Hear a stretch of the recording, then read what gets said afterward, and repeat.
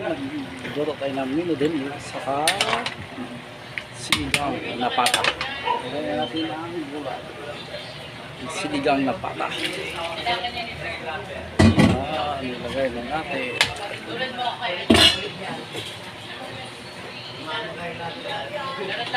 Siyempre, yung green peas ng ano.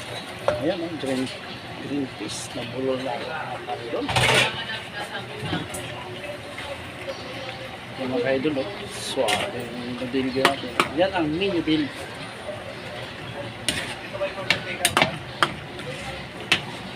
Ayan po, luto na ang ating mini din, mga idol. Saka dito, antay naman natin maluto yung gulay. Saka ilagay natin kangkong. Ayan mga idol, ayan na po ang ating sinigang na pata. Nilagay ko ng kangkong. So,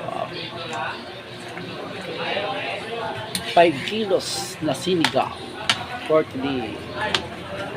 Salamat sa panood idol. God bless.